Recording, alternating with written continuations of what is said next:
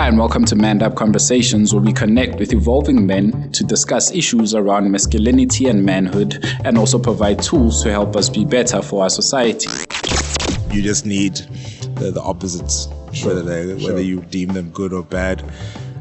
People can gravitate towards that. You know, you might have some guys that will be in this conversation and talking about how they do not appreciate that type of raunchiness, but in a bedroom setting, it's now acceptable that they want, you know. So like these boundaries end up being a little bit fluid and hypocritical, and I've got no issues with women or men doing whatever it is that they do, because ultimately I've got the power to either press play or press stop. Exactly. If it works for me, then great. If it doesn't work for me, then that power is within me. I reserve that right. So thank you for tuning in. And if you enjoy the show, please subscribe on Apple Podcasts or Spotify and share with your friends and family to help us reach our fellow brothers and be part of the evolution as men. Yes, man. This is take two. And it actually gives me great pleasure to do take two with you, bro, because we're celebrating my 50th episode today. So I think on the last episode I said that, yeah, man, you know, you're on episode number 50. I was actually 49. Okay. But it's quite a pleasure to do it at the same time, because we're talking hip hop, and this is the anniversary, man. To part 2 of this conversation, we'll let you know what happened to part 1. But I'm here to welcome my brother, man. Nyambz, what up, bro? What up? Thank you for having me. Absolutely. Yeah, man. Let's get it in. You know, the reason I called you on here, man, is because as far as I can remember, hip hop in SA, you one of those, I don't want to call it the founding fathers, and maybe that's the term to use, but in terms of my introduction, that is, you know.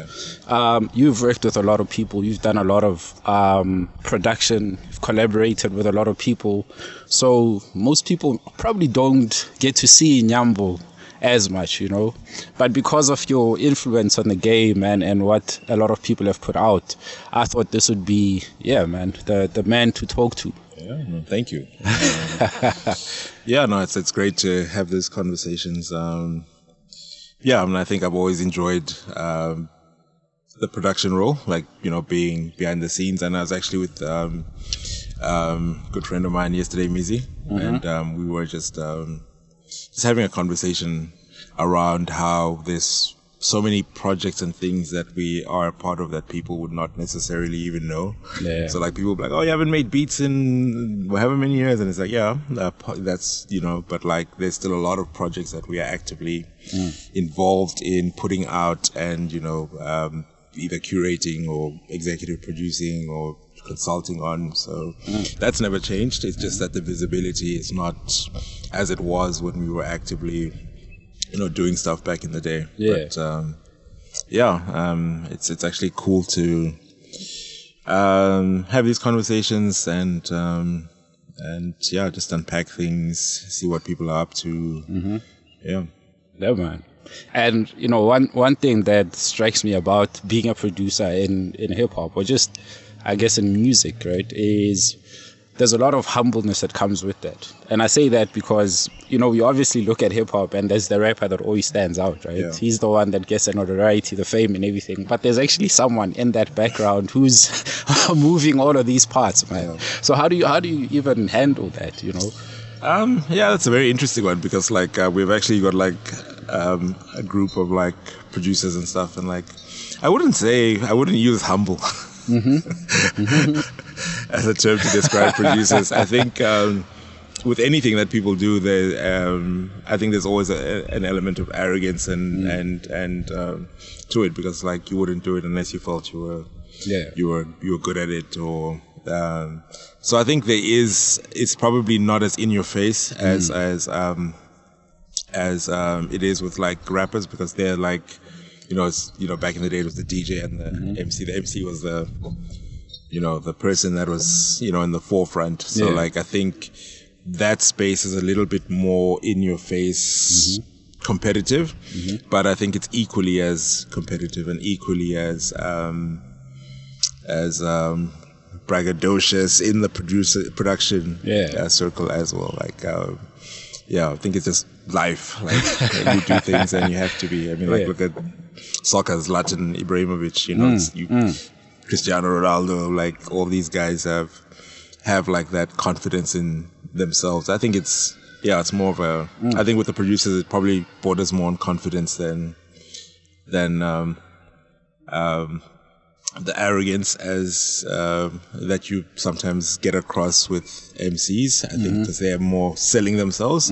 But with production, like they're not super humble, but like it's there. Like, you know, I am good at what I do. I'll body you equally. I love that, man. And you're using terms now that are very hip hop. So we went from rappers and MCs, and that's how we're getting into kind of the spirit of it, right? And the parts that I've kind of gotten to learn over the years is exactly that, right? That there's the sort of commercial aspect of what we do in hip hop, which is what everyone sees, right? The jewelry, I guess what hip hop looks like on the outside. But then when you go into the MC realm, now you're getting into the internal parts of hip hop, where it's like self-knowledge and identity and knowing yourself and self-expression and all of that type of stuff. Yeah. And, you know, whenever I look at that, I think of how people always say that men don't talk or men don't express themselves. But there's nothing more expressive than hip hop, as far as I understand it, you know. So, you know, what do you think these elements of hip hop, you know, how have they impacted you, man, and how you kind of navigating your life right now? I think ultimately as a young man, a young boy getting into hip hop and stuff like that, I think we are often faced with trying to find our identity.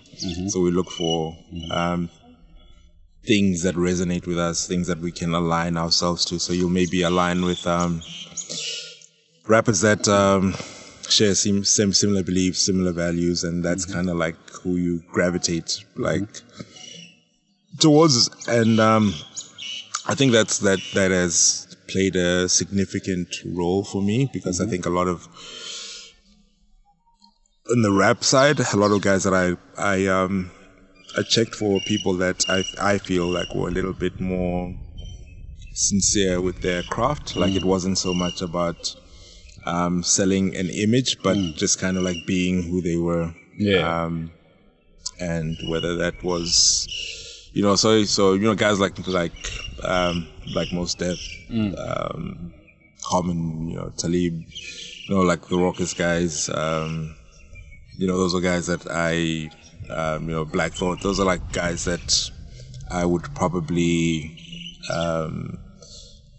I took as a guiding light in terms of how, you know, how to be as a person, as a human in this world, you know. Even like locally, guys like, you know, Bafoza, you know, there's guys that you meet that have similar values. And so I think it's just finding your identity in that sort of space. And I think for me it was more just about reinforcing. Once I found those people, it was more like reinforcing my own views and beliefs. Whereas maybe somebody might find somebody that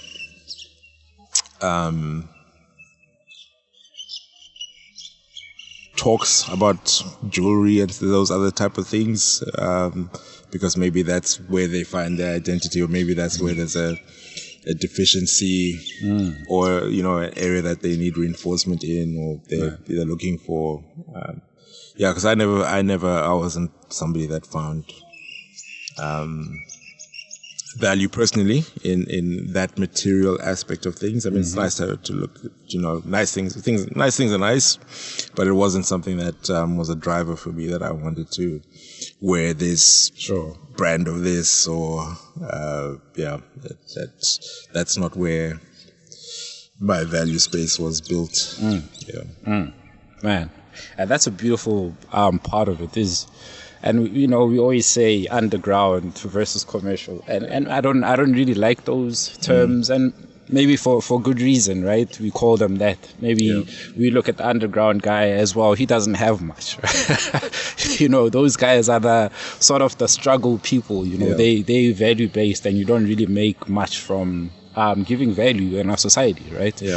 There's a book that I'm currently reading that's also speaking about how we've kind of start to overlook the ordinary kind of person, right? And we expect people to be so larger than life, and that's the only time we get to sort of see and want to learn from them or want to be like them, right? And it's fortunate, maybe it's unfortunate, depending on who's looking at it and where you're coming from with that kind of stuff. But then what I see in that is, hip hop gives you all of this, right? It's like, here it is, and then it's on you now to kind of find what relates to you, as you were saying. But then again, there's also the beautiful part that we spoke about now of collaborating and working with different people, right? And I think when you start mixing in with different people, that's where your identity either gets amplified or it gets mixed in and blends in with people, right? You either give your power away and you become something completely different, or you can stand on your own too and be like, hey, I'm this kind of man, I don't do that kind of stuff. So in our past recording, which we'll share some clips of that, we spoke about the drugs and the culture of drugs in hip hop. We glamorized that, right? So how did you navigate those kind of spaces where you were working with people and you felt like, man, I can see there's a lot of drug use going on here. I mean, you said you never got tempted, but like, how did you even get out of there without indulging? I think knowledge of self. Some people don't do things because maybe it's out of fear. I didn't really have a fear of what if I do this, this is going to happen. It just didn't appeal. I was, I guess, fortunate that there wasn't any interest in that regard. Like, I could look at things objectively in the sense that, like, you get to experience within life people that do certain things on a substance level, and you have an idea of what that impact is, and it's like, is this going to enhance my life? Why do people do certain things? Some people, they say they do it as an escape. Cool. Some people do it for fun. That's for them. Sure. My life is kind of in this world, whether it's good, whether it's a good life or a bad life, whether it's, testing or joyous, whatever I'm experiencing is in this world, and that I live in, and I don't need an escape for it, even though sometimes it might be challenging or whatever. Whatever needs to be addressed here, and I'm comfortable to address it here. I don't need to escape from it. I feel like all the tools for me have been here. I've never had any issues with anybody that chooses to do whatever it is that they want for themselves. If, I really cannot say. I don't know. Some people can be functional. Some people can achieve productivity. Other people, things fall apart. The wheels, all the wheels fall off. Really, I feel like it's a very person-to-person situation. Luckily, like, I just didn't have that itch to venture down those roads. There was no judgment. There was no. And I think I was so self-aware that I think a lot of guys also kind of didn't kind of hid that a lot of use and stuff from me as well. Not even from a judgmental, oh, this person's gonna judge me. I think it was also just out of a respect level. Sure. Like, they felt like, okay, this person has set this sort of way that they're gonna live their life, and in their space, I'm not going to bring my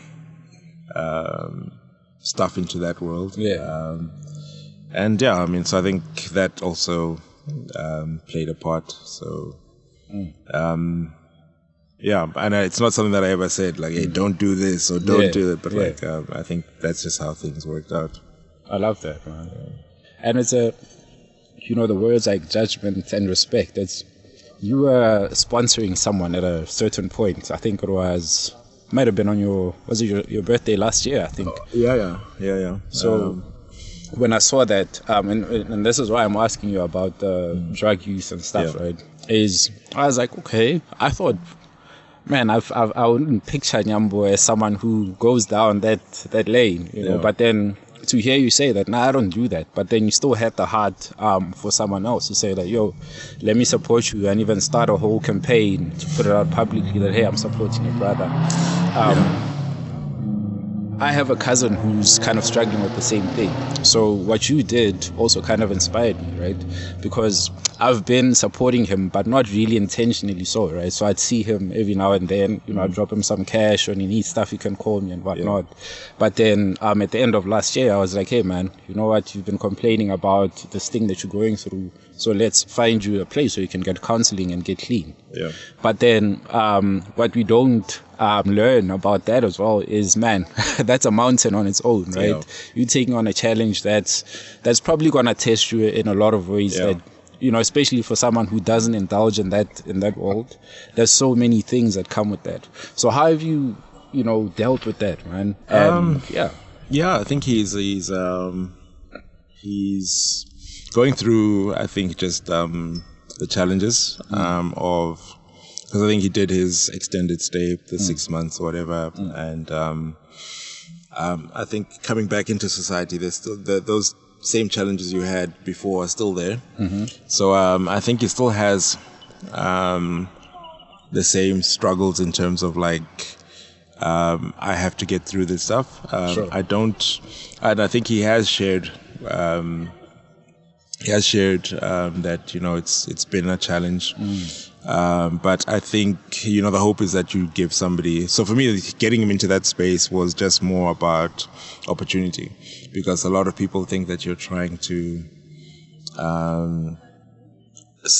save somebody, and you can't really do that. That's really up to that person to make those changes. But at the point that they were in, for me, the least that I thought I could do at that point was at least just give him the opportunity to try and turn things around. Whether he takes it or not will entirely be dependent on him. So for me, that was just to give somebody that opportunity to try and rectify things. There wasn't that expectation that you'd get it right first time or whatever, but just like, this is, this is how life is. You trip, you fall, you get up. As long as you just keep getting up and you keep trying to do better. That was for me the main hope that, you're great. Obviously you have like the fantasy of like everything will get fixed, in that moment. But like if it doesn't, like for me the main thing was that, can he be grounded and not give up on chasing that sobriety, in the sense that that the people around you aren't being harmed by your choices and your actions. Yeah. So just giving people that support. He wasn't like the first person that I tried to give that sort of support over the years, and probably won't be the last. But at the same time, it's just that you want to give. If you're in a position to give somebody an opportunity, then try and do that, because we don't know when those opportunities run out. So shoot, man. And I love that, because we spoke about this in one of the previous episodes, and it was something around the creative space, right? I think we're speaking to Lekgetho Makula, who's the CEO at the Javed Art Center. He was at Market Photo Workshop before that. I think I've met him briefly at some point. Yeah. Yes, sir.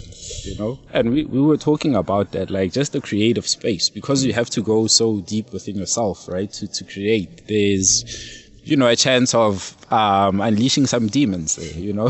There's a chance of getting into a space that you really don't know where you're at, because it's such a spiritual thing to get into the creative space. So, you know, one of the things that I've always said is we shouldn't outcast the people that struggle with these challenges, right? Whether they're in the creative space or not.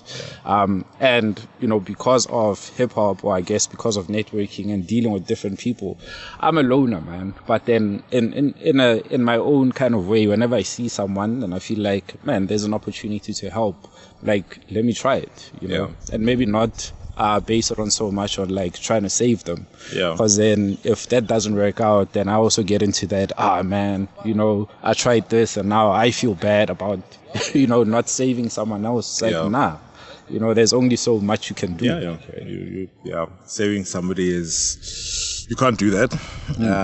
I think it's just like the energy that you put out in the world. Like there've been a few moments this year where like because I'm generally like a chill guy, I'd like to think, but I do have my moments when I lose my temper, and I've had like a few moments where I've lost my cool with somebody, and like now I may have said something to them, whatever, in the moment, and I immediately take it back, because I know that I know better, and as much as I've had my own frustrations, whatever, I know that there's a certain energy that you put out in the world that can affect somebody negatively and have like a ripple effect into other areas of their lives, affecting other people. So that you have that responsibility to be like, hey man, like if I'm rather, you know, a good morning to somebody is can have an equally beneficial ripple effect than F you at 7 a.m. that can now, you know, ripple and affect so many lives adversely. So I mean, you have that responsibility to and that's not like saving people, but it's like it's just putting out a positive energy that can actually really change, you know, moods in the right way, because somebody could have woken up in a bad space, and you treating them and speaking to them on a human level and showing them that respect and dignity can potentially, you know, be the sort of spark that can actually give their day an upturn. And so I mean, like, we all have that responsibility to put out positivity into the world. So I want to focus on, you know, being more that person, because it doesn't matter, you know, I feel sometimes maybe I could have done 100 great things, but in that one moment I feel like, no, that's but I've worked on like actually getting over it quickly and being able to be like, okay, no, that was like a lapse, you know, do better next time, man. But that is growth, man, because even saying the words sorry, you know, you're like, man, yesterday I did that dude wrong. You know, let me actually get back and be like, yo, my dude, listen, man, you know, I stepped on your toes there, my bad, right? I feel like we don't do enough of that, man. You know, it's just like, hey, you know, such is life, right? Life moves on. But I think we'll build such better networks and I guess a lot more trust amongst each other if we can admit to our flaws, you know, and someone can see that, oh man, this dude can actually say that drops your whole guard, right? Then I can trust you with a lot of stuff, which trust is another thing that I often speak about. It's like, you know, there's a lot of mistrust amongst us as gents, right? A funny question that we asked on the podcast like earlier on was, sure, you can go with your boys, you can give them your bank card to go withdraw funds for you and do this and that. But if shit hit the fan and you were somewhere out the country and your wife was alone at home with the kids, and the only person you could call is your friend to be like, yo man, can you go please check on my wife? Most guys wouldn't do that. Right? So I feel like if we can get to that place where it's like, yeah, I can trust this dude with my wife, then there's some kind of change that we can kind of achieve, right? But do you think that's even achievable, man? Is that even something that maybe you have someone in your space in your circle that you trust to that point? Yeah. So even as you're saying it, I think it was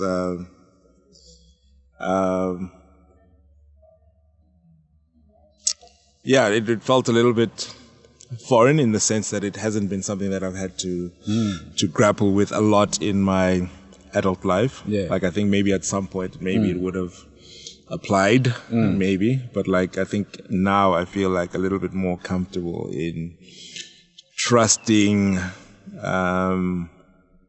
that things are not in your control. Like I think there's like maybe it's rooted in people wanting to control situations and control outcomes, but none of that is really in your we've got no power there. We're powerless in that regard. And for me, I feel like it's easier to trust than it is to not to trust. Right. So I haven't struggled with that, and I feel like if people are gonna do funny things in there, they're gonna do funny things, and that's a reflection on them, not a reflection on me or anybody else. And like it's a bit easier. I mean, like there are times when for example, like my son would have like challenges where maybe he'd be a bit moody. And I'd see that, now this person is like very tense and, stone-faced and whatnot. And, I'd look at that tension and I would have a chat about it. Like, like to actually be that tense and that wound up is actually so much harder than just smiling. Yeah. And, and it releases those good vibes in you, right? Yeah. And I've seen, maybe in the last year, like, ever since we've started having those sorts of conversations, that he seems a lot more. Obviously, you'll have like teen issues that you go through, but there's a lot more relaxedness to the personality, and like, and the reason why I brought that up was just that with the trust thing, to choose your life, not to live your life, not to trust, is just going to be the most stressful thing you can actually. So you just choose how you want to live your life. If you want to really be thinking that people are out to get you out to, and it's gonna be a very unhappy life. Man, that's a lonely life, actually. Like, extremely lonely life, and I don't think there's any meritorious situation where anybody has lived their life in that way, where they've seen value. Give trust, and I think you will, the universe will more than likely reward you for. I think the the idea of listening to so many messages, always telling you, don't trust no one, don't trust your friends, keep your circle close. Like those messages reinforce that, and I always look at the inverse of that as well, right? Because there's something that, hip hop is able to turn nothing into something, man. Or you can transform the most derogatory words into words of affection and, bringing people together. Using the word nigger, for example. We even use it in SA and it doesn't really mean much to us, right? Yeah. But then these Americans were able to take that and make it a word of, showing love to your people or uniting people. Although, it's got its objections right now. But when I see that, certain words, phrases like man up, for example, people are like, yeah, we should stop telling people to man up. I'm like, yeah, sure.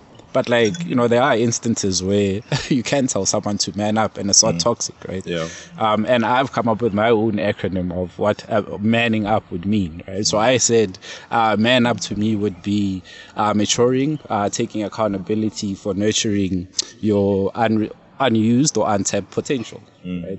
And there's nothing more beautiful than that, right? Yeah. So you talk about talking to your son about expressing himself, whether you see him down and that type of thing. Hip hop is based on building, right? Right now we're having this conversation. This is a build, right? It was always meant to inspire hope. It was always meant to rebel against the system. So when you talk to your youth about the type of hip hop that he listens to, how do you make the distinction between, hey, you can listen to Dave East and, be the guy in Harlem, in chains and that. You can listen to Nas and, be conscious and thoughtful but still be in chains. Or you can listen to Black Thought and get really artistic with it, Yeah. Or you can listen to KRS-One and get really revolutionary. So there's like a whole span of things you can do with this hip hop. Yeah. So how are you having that conversation with him, man, in terms of how hip hop is influencing him and what to look out for when he listens? Yeah, I mean, that's a very tricky question because my oldest has had he's got a broad palette of music that he listens to. So it's not really genre specific. Sure. And yeah, so I think that has also allowed a well-roundedness in him. The younger one hasn't actually listened. He hasn't really been a music guy. It's only recently where it's oh, this guy's listening to music. Oh, he's listening to, that sounds like hip hop. He also, I feel, also has a broad palette. But I think for me, the world just got different lessons and things. It's I don't.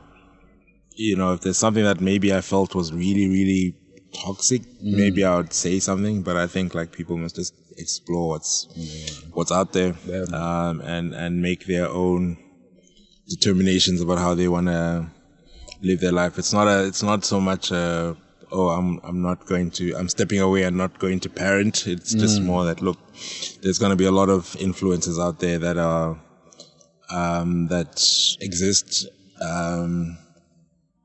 with or without your involvement or guidance. And I think ultimately you want to give your for me, I feel you want to give your kids tools, and those tools they will use to navigate life. So it doesn't really matter. I don't really cuss, and I noticed, man. and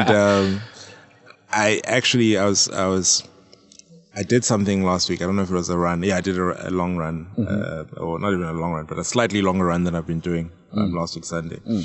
And my youngest son was asking, "Hey, how did it go?" Yeah. And I remember texting back and saying that no, it kicked my ass. And that's it felt kind of weird, me saying it, whatever. Yeah. And that would probably be more one of the tamer things that one can say. Sure. And I remember him just responding "Hey, dad, language," type of thing. Oh shoot. Okay. And I was stop. I didn't, because it was just, I guess, showed the type of, and I don't have an issue with people cussing or anything like that. Sure. That's really their thing. And whether I've not heard it with my boys, whether they do it or not is behind closed doors. I don't know, but I feel they've seen that they don't have to, and they can still navigate this world, or they can, they can make those determinations based on the tools that they've been given by by me and their mom. I definitely don't preach to them what they can listen to, what they can, Okay. It's just, what's right and wrong. You've got your moral compass, and it's very clear. They know when they've done something wrong, and they are quite good at apologizing or owning up to certain things. And that's what you hope for. And when you talked about your definition of manning up, if they can exhibit those type of things, Sure. then And I think at the end of the day, music is just like, it's just art, same as movies. Just because you watch horror movies doesn't mean you are that type of person. So if you listen to hip hop that is depicting a certain life or lifestyle, maybe that's just a window for you into that because you find it fascinating, but it doesn't necessarily mean that that's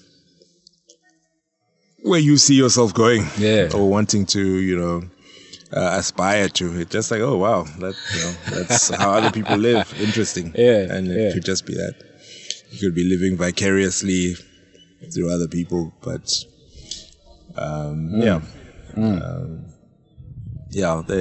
won't be a. And I think like there are times when like my older son, he'd be like, at times I would catch him like listening to a Tribe Called Quest, for example, and like it's like that's not a group that he would have listened or heard me listen to. So that's like his own journey. That he found. Right? Yeah, So that's I think part of this process of being a young man is like you try and find your identity. We spoke about it at the top. And like you'll go through that journey of, and I think it's important to like listen to those things, experience those things, and be like, no, this is not what I want for me. Oh yes, this is. This actually reaffirms. I'm on this tip. I'm on this vibe. I love that, man. Because I made an example of listening to Eminem back in the days, and I thought like, yeah, sure, I played Eminem in my lounge, and like listening to it later, I'm like, yo, I can't believe I was playing that guy killing Kim or, whatever he does in his albums, right? But then I guess I needed to go through that for me to know, like, okay, this is what I don't mess with and this is what I mess with. And I know I'm using a very random example now, but it's what it is, right? And I want to move to now, you mentioned their mother, right? And, mothers in hip hop are so important, man. The crazy thing is, I think Karis once said the reason Kool Herc brought out a sound system to play somewhere is because his sister wanted to throw a party or something. When you look at Method Man, You All I Need with Mary J. Blige, we've always in hip hop kind of glorified the woman. Right? We've always, the women's been, we've got songs like Dear Mama and various other songs that amplify women, right? But now, as it's kind of become, more mainstream, I guess more toxic if you want to say, I suppose there were bitches and hoes even back in the days, but now the amplification of those is so much more, right? Where your MCs like Miss Ntabi are not seen like that, where your goddesses are not seen like they used to be, right? Although they still exist, but there's a certain type of women that's now introduced into hip hop that doesn't really reflect, I guess, the women we had back in the days. But when you look at that, it's like, yeah, but it's a reflection of where society is right now. And is that an honest reflection? Is it even fair to say that, yeah, I guess now to be a lady in hip hop, you have to come on with a short dress, do some twerks and that, and then you garner more attention. And maybe further down the line, sort of what a KRS One did with these Uzis on the cover, and then he got conscious afterwards. Then yeah, I'm reeling these guys in by twerking. But then further down the line in my career, I might just start talking about stuff that they really need to address. So it's kind of like a strategy to reel people in, but then at the same time, it's like, man, you're feeding the machine with this, this image that everyone doesn't seem to like. So what do you think of I guess, the criticizing women who are in hip hop now? And is that too much of a judgment, or is it just like, man, just let them do their thing and they'll go through their journey to a point where they become that woman that they want to be? Yeah, I think that let people do what they want. People gravitate to what they want to gravitate towards. I have encountered women that people would deem as, like these are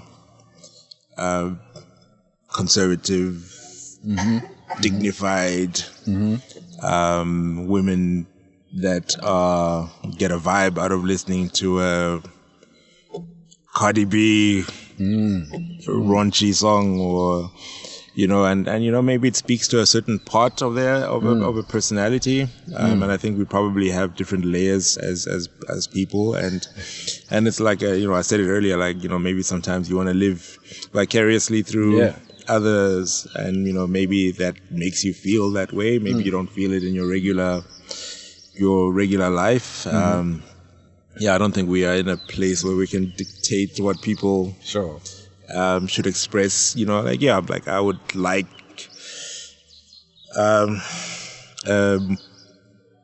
positive world the way I see it, but that's not really how the world works. Like the world is all about duality. It's all about different sides. The sides. The yin and the yang. You have to have a bit of the sweetness. You have to be to be able to. To appreciate it, because of the bitter. Sure. And I'm not even saying, and I don't want it to be misconstrued that I'm saying that somebody that wants to wear hot pants and twerk is the bitter. No, it's like you just need the opposites. Whether you deem them good or bad, people can gravitate towards that. You might have some guys that will be in this conversation and talking about how they do not appreciate that type of raunchiness, but in a bedroom setting, it's now acceptable that they want, so like these boundaries end up being a little bit fluid and hypocritical, and I've got no issues with women or men doing whatever it is that they do, because ultimately I've got the power to either press play or press stop. Exactly. If it works for me, then great. If it doesn't work for me, then that power is within me. I reserve that right. So and it makes me appreciate the things that I appreciate, or the music that I value more. It's like, when I listen to that after that, it's like, oh snap, this guy really. So I mean, like. I think people must express themselves how they want. Yes, there's a responsibility that you could argue, but at the same time, it's I think a parent's job to arm your kids with those tools so that they can go that way, but come back to and ultimately, you don't want to be in a situation where you're harming people. Exactly. So. As long as they know that they can have that fun, but they can bring it back to a place where nobody's being harmed. It's just, it's just fun, and it's not destructive. Yeah, I love it, man. And it is this idea of peace, love, unity, and having fun, man. And it's exactly that. When you're having fun, sure, there are things that are not. Fun to others, right? But then to me, it's like, yo, man, just having a good time. I'm not trying to kill no one. I'm not trying to kill myself too. But this is my definition of what fun is. Yeah.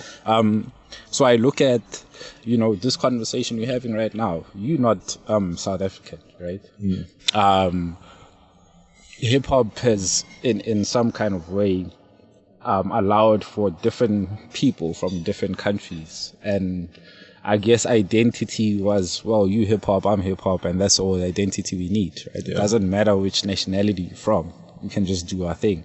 And I see that such a great example of what we can do to address the xenophobia that's going on in our country and in various other countries. I don't think South Africa is the only one. Yeah, it's definitely not a unique problem. It's everywhere, man. I guess ours is just so much more publicized because I don't know, our country just loves that kind of stuff, right? But when you think of the people that you've worked with, have you ever had like an interaction where it was like, man, this is awkward, and this is because we are not from the same country? You found that unity just makes everything work so much more easier, right? And then you can then relate with other people easier from different backgrounds, different substances, and whatever. Is that kind of the thing that allowed that? Did you hip hop for that? I think ultimately it's I don't want to cheapen the role that hip hop will play. I think it's just whatever it is that unites people in something. It could be a business thing. Like you could be a wine farmer and somebody could sell grapes. Like that relationship, if there's a mutual benefit, people will kind of come together. Yeah. Like I don't know, I cannot say that hip hop is something that would have brought that unity, but it was the connecting point. And I think you gravitate to each other based on whether it's a common interest or a common vocation, and if there's mutual value, then you kind of like see it at that level. Sure.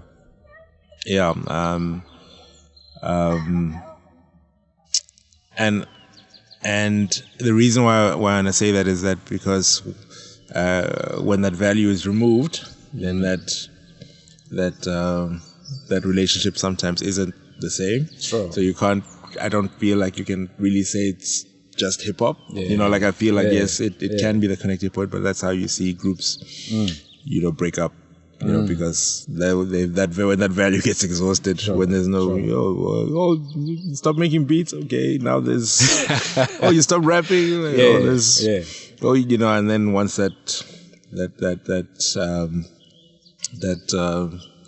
that value element has been taken out, then like the relationship often, and it's not just, it's like that with almost every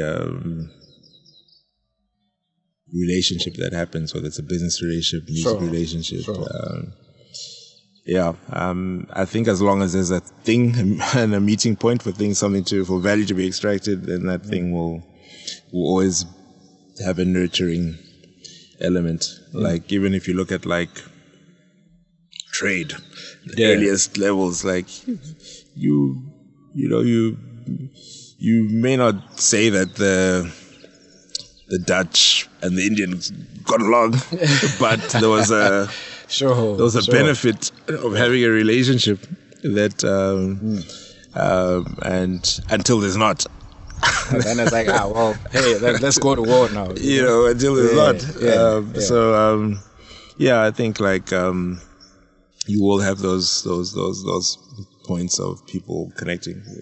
You have like an action soccer thing. People want to play soccer, they want to get fit, they want to have different goals, but they'll come together for this one thing. One thing, now you get fit, or now you reach your goal, then you find kind of dissipates now again.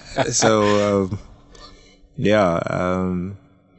and I don't want to undermine the role that hip hop or anything plays. I just also don't want to overstate it as well. I feel like we run the risk of then overstating things at times, and I think then it leads to an unrealistic expectation. And now you'll try and be like, we'll talk about an event, World Cup, and like, people come together with that one night or whatever, but then what happens tomorrow? And then it brought people together, the 2010 people were hugging and whatnot. But did you invite that person for dinner the next day? You had your Rainbow Nation picture the night before, but like even like around us, like even now if we look at the venue that we're sitting at, probably if you look at every time you've had a session, you might find the same segregation in the in the they might have a common thing where they might now go and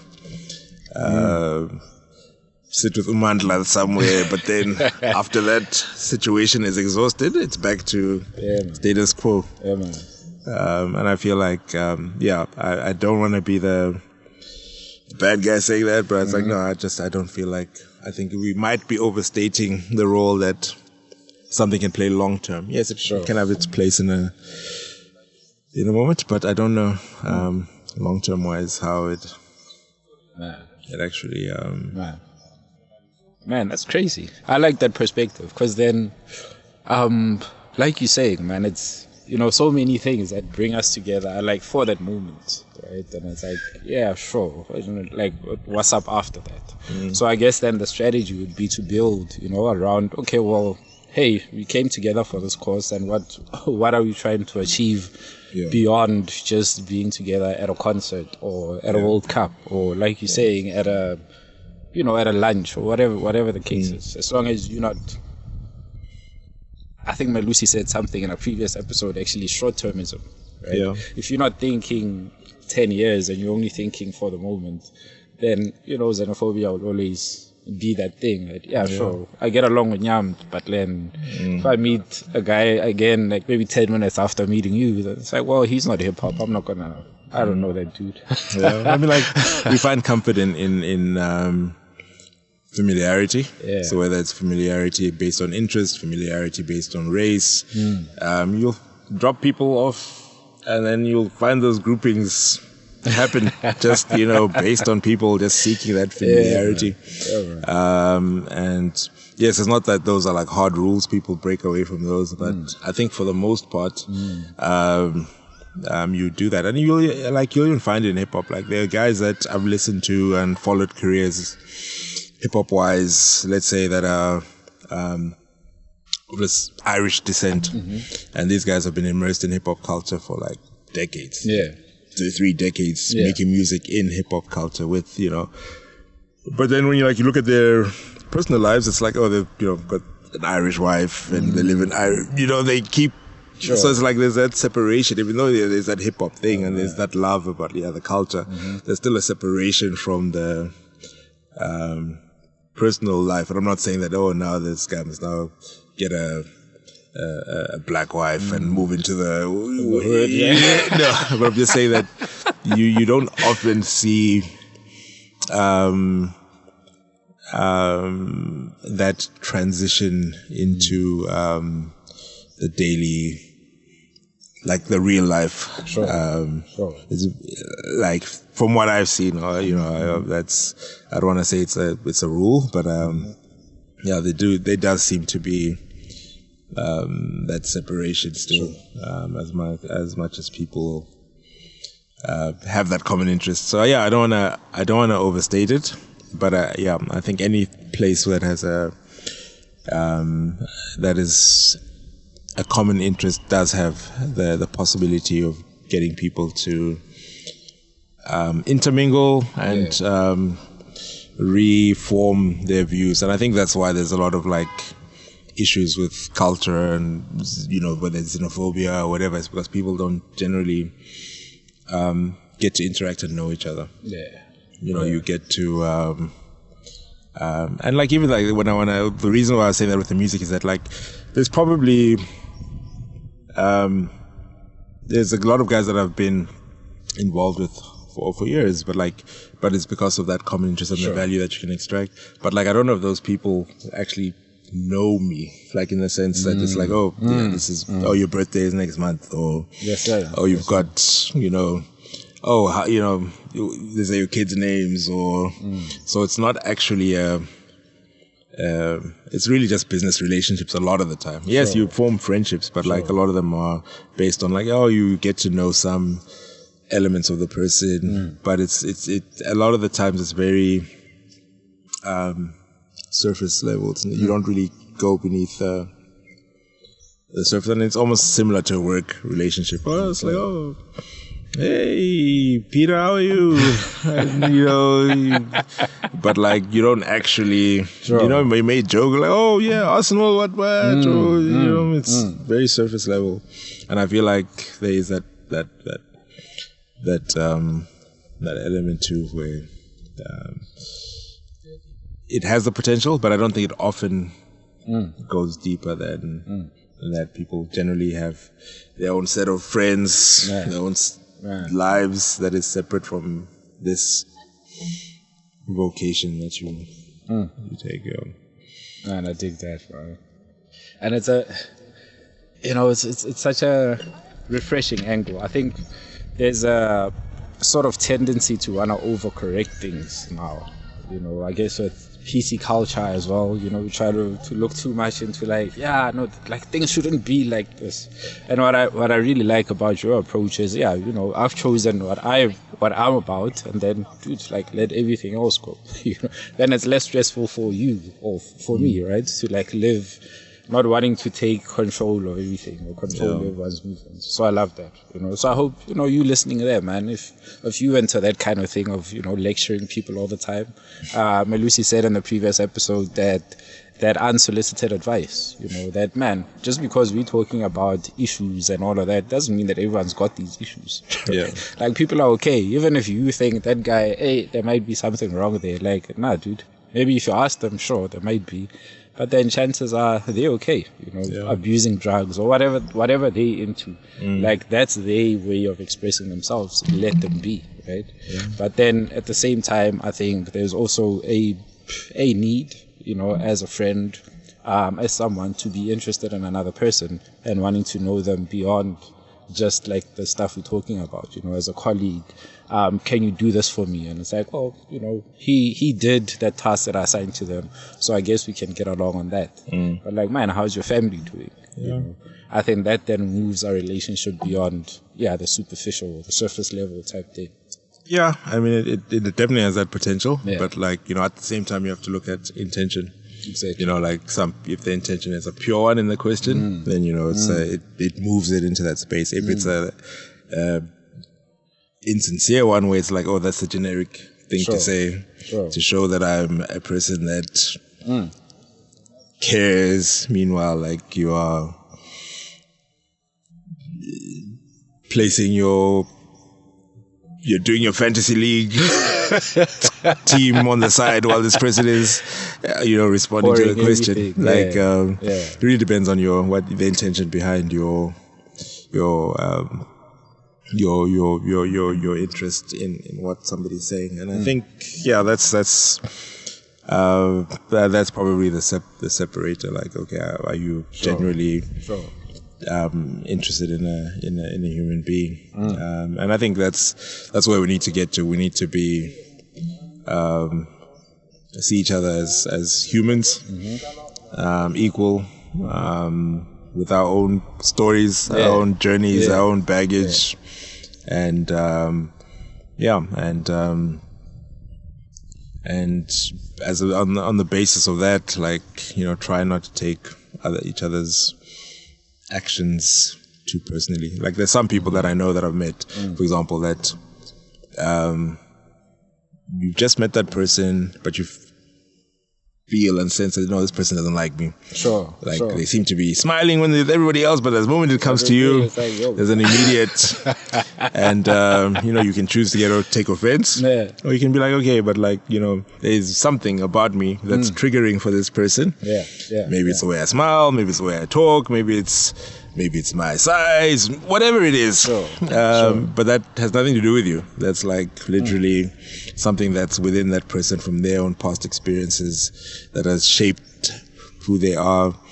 And if you can accept that, okay, cool, that's that person. And it might hurt, but like, it's not personal. It's literally something. And if they're not going to express it, I can't spend my time now trying to make this person like me or make it, understand. It's not for me to understand. It's their issue that they need to work through. And I feel like if we can see each other as people that are just trying to figure this life thing out, and give ourselves the room to do that. I mean, like, when you spoke about the xenophobic thing, and it's not really a South African thing, and like, I look at like how TV, and even now we're talking about hip hop, like hip hop is largely, as we know it, is largely a American thing. So that's the lifestyle that has kind of shaped how people dress, how people talk.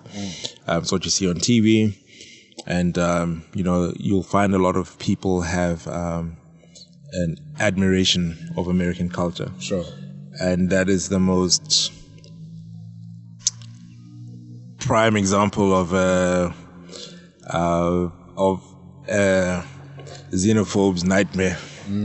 Because it's just, you've got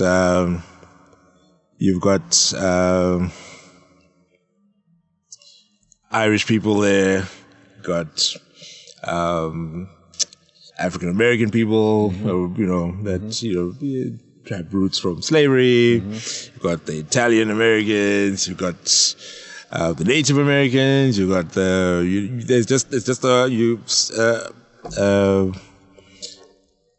a melting pot of people that came from other places and settled, and that's essentially what people that have a xenophobic problem have an issue with.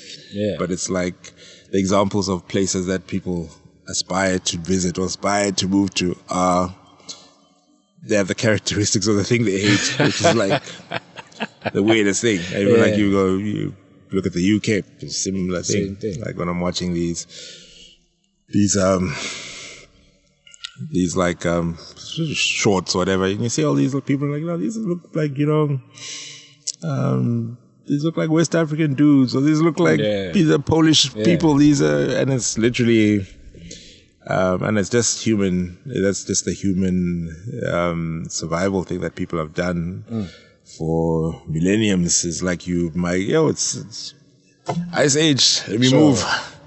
Find a better situation. This is happening. Move. Like, literally, it's what humans have been doing from the start of time. It's like trying to find better situations, and I think it's hard to see that sometimes when like you're just looking at your immediate circumstance and you don't have tools to fix it, so you look at people to blame or and you usually look at the easiest targets. You'll have guys in the States,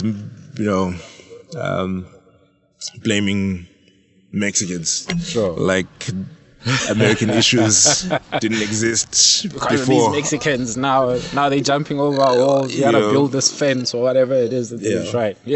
So it's like and there's obviously people that also play a role in stoking those fires for their own benefits and whatnot. But ultimately, it's like if we just understood that it's nobody's out here trying to harm you. It's literally people that are just looking for survival in a lot of instances. And the same way in your situation, if there was an opportunity, like if you had an opportunity to leave whatever messed up situation you were in now, and there was a boat that you knew was leaving East London or going to, people would probably but because those options aren't as readily available, or people aren't as brave to try and leave everything behind to go to a place where you don't know anybody, you're subjected to all kinds of you could literally be murdered and there'll be no record of you. But you're willing to do that to try and find a better life or whatever. I mean, it's just something that people must. I think if we could just really look and see the reasoning why people do things, and on a human level, then maybe we wouldn't have the issues that we have. Doesn't mean that solutions can't be. Then we'd come to the table with better solutions if we had that understanding. But I feel like now we don't really have that understanding, so we just, it almost be like, go wherever, and then I will just, I'll still sit with the same problem of unemployment or what, but at least I'm unemployed alone. I don't have to see you thriving or whatever it is. Sure. Yeah, but man, it's just I think if we can just understand each other, get to know each other, and I think that's where because I know you have been speaking about like hip hop, and I feel like that's why we can use it as a tool. So I think it serves as a tool. I don't think it's the answer on its own, but it can be a tool for people to communicate through their music and actually tell stories and have people be like, oh, okay, I didn't consider it that way, or I didn't, and I feel like maybe that's why some songs that get glorified by people that are in positions of trying to make money, you get a lot of flack, is because like there's not much you learn about somebody, about a song about twerking, or a song about a chain. Like there's, it's very limited. There's no life-changing value about a song that maybe is teaching you to twerk anti-clockwise versus clockwise. It's like, it's like, okay, you could use your pen for better. Those are just a vibe. Whereas there were songs back in the day that, like Melly Mel and them, like when they did The Message. That was a song that was, about, and that element of hip hop, has the potential to. But at the end of the day, people also need to be receptive to listen and hear, and not saying that you must accept it, but also just get that perspective of this is what other people are going through. This is how somebody came from here to there, and so I think that part is just, we don't have too many people that get to do that, and I think maybe it's also because of the globalization of things. So I think the identity has kind of been lost in terms of like the globalization of things, that now we're all, like, the kids watch the same shows, listen to the same music. So like that identity is not that, so then they look for the common things that they can connect on, which might be fashion, which might be more face value things than actually I'm a Korean rapper and this is how it is to be a Korean rapper living in the States. So I'm a Zulu rapper, but when I from KZN, and when I go to Gauteng, the Zulu is a little different. Those, a lot of stories aren't actually told. Man, that's so dope. You spoke about courage a bit in your talk now, and I love that word, because also before we recorded, you mentioned that about 2 years ago you got retrenched, and 10. You said about 10 years ago, somewhere there. Yeah. Maybe it's, I don't know, maybe it's a bit less than 10, but I've also experienced, being retrenched. But at the same time, I look at that and like, we have this thing in hip hop that encourages self-reliance, right? That encourages thinking out the box, because you created from nothing. So, with the little tools that you have, you could do something, right? If you look at a lot of so-called underground rappers in SA, they've transcended their careers from just being rappers, and they've done incredible stuff, from starting their own businesses. They've gone on to be creative directors in certain companies. They've gone on to be, entrepreneurs or just business owners in their own right. So in terms of what we call the hustle, or the hustle mentality, and it's so much more in hip hop, and I suppose that's why everyone is for the money. It could be through merch or whatever way you're trying to hustle. How are you seeing that element of hustling sort of being good, right? Whether you're using hip hop for twerking or whatever, but then you're getting money. So there's commercial value in that. People are able to take care of families and raise kids and that type of thing. Is it a good thing, right? Is there any bad in that, so to speak? Yeah. Okay, so firstly, my retrenchment comment was actually a joke about getting divorced, not necessarily about employment. Okay. So it was retrenched in that regard, in a marital standpoint, as opposed to an employment situation. Okay. But that being said, I think like hip hop would glorify the hustle in a lot of ways, like, hustling, but I don't think they actually ever got into like the nitty-gritty or the characteristics of what what they actually mean by that. I think people feel like it's like, yeah, I'm doing something, but then it doesn't. It never really got into the manual of like, I'm being disciplined. I'm doing something consistently over time. It almost has a very romanticized quick fix type of thing. Like, oh, okay, I'm just making tracks, I'm making joints, and like that's hustling. And I'm just, it's not saying that the actual work that goes into anything. And like a person that is studying for a law degree, or a person that is studying for a medical degree, or whatever, that person's also hustling. Yeah. Like that person's in the library, hustling at work, those putting those hours in, maybe working another job to pay for studies. That person is hustling. And it's through discipline and a series of events that lead to an outcome. I think sometimes, and I think that's why I feel like the success rates in hip hop, for example, would probably be a lot lower, because that element is not properly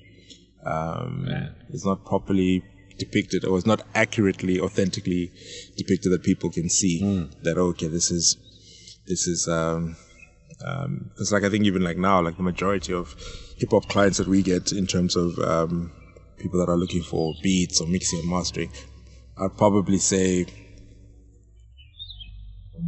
100% of them are funded through non-hip hop related activities. Whether it's through sponsors, somebody else that's like, oh, okay, I believe in you and I'm going to pay for it, or I've got a 9-to-5 that is paying for this. And I feel like that is a global norm, and as a result, you have this skewed view of what hustling means in the music sense, and that's why a lot of people, you would find that there's probably a higher success rate of people that went to school and got a BCom degree and got employed, as opposed to if you took the same amount of people that got into hip hop and you adjusted it to see how many people got into a point of getting money, monthly or whatever it is, equivalent to a salary, would be a lot lower than. So that's an interesting perspective there. Yeah, so I think like the hip hop one is just a little skewed and a little inauthentic in terms of like, it's very romanticized. Yeah, I'm hustling, I'm living the life, but like it doesn't actually. Because you actually could collaborate with a lot of these guys locally, internationally, and you can see that these guys actually. This guy's he's got a 9-to-5. He's got driving a cab or whatever. Like so, like the picture is not always the one that you see. But the good thing about it is that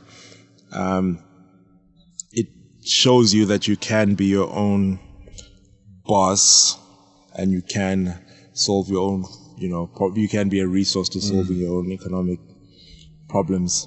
The only challenge with it is that now a lot of the times that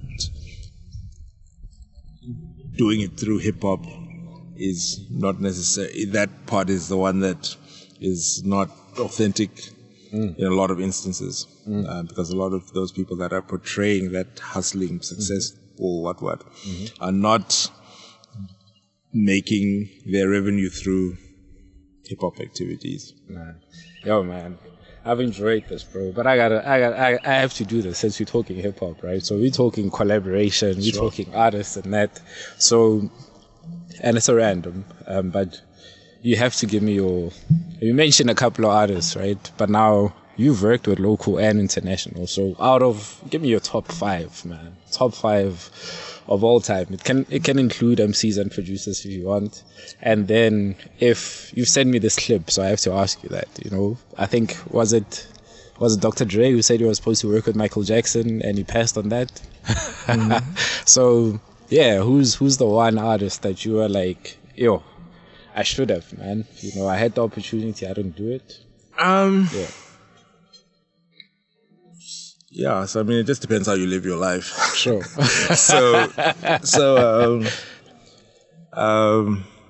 If you live your life accepting that everything happens the way it's supposed to, then like it's hard to look at those things as regrets. Mm-hmm. Yeah, I mean, like, yeah, so I can say that there's moments that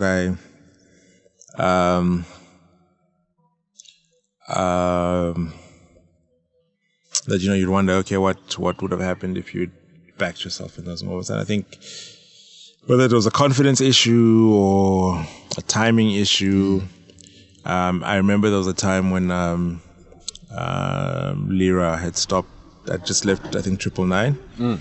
And she actually came to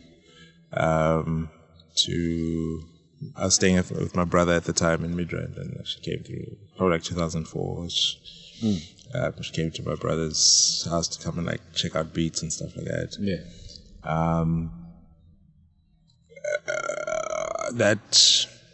I just don't know where my headspace was at that time. I don't think I was.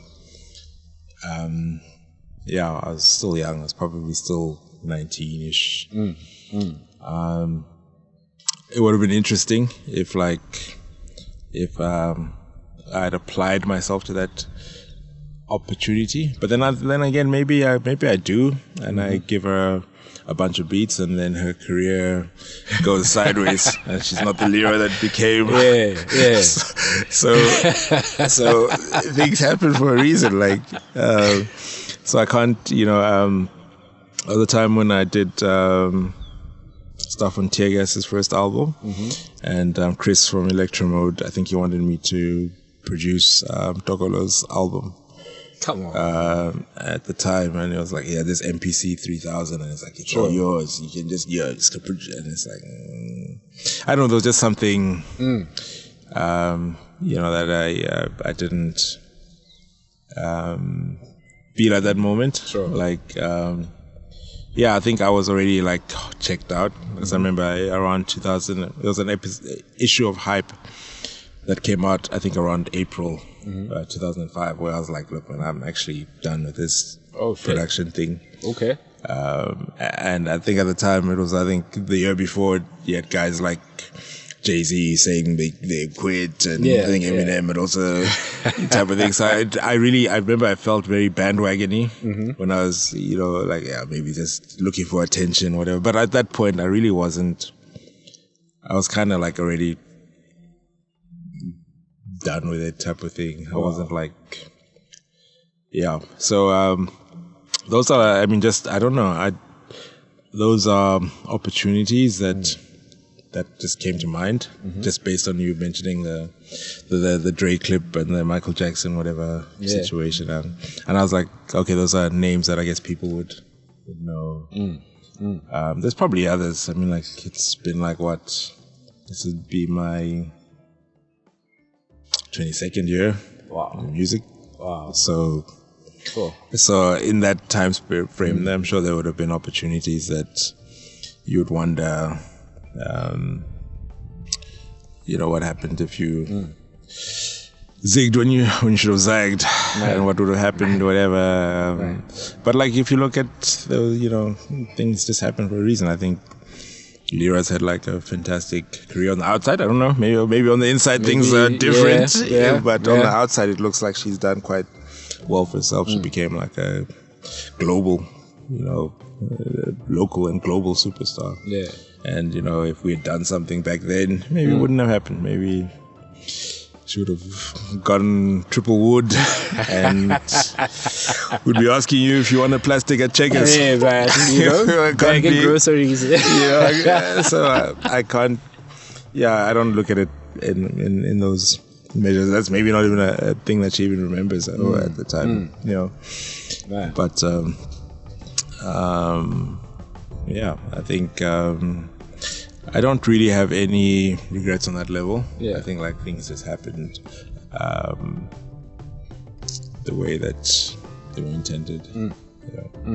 It's been a beautiful episode. I hope you guys enjoyed that. Follow Nyambz across all platforms. We'll put all these details in the show notes as we do always. And check out some of the music. If you haven't seen, if you haven't heard, man, go back and do your knowledge. You know? Do the knowledge, man. Go all the way back from, what are we talking? 2003, 4, 2001. Damn. See, I was even late on Nyambz. So, episode 50, man. I appreciate you guys for always supporting. I know there are people who send me messages of encouragement. They don't necessarily do it on the social media platforms. It's direct, so you know who you are. Really appreciate you. But yeah, like I said, man, peace and love. Episode 50. Catch you on the flip. Peace.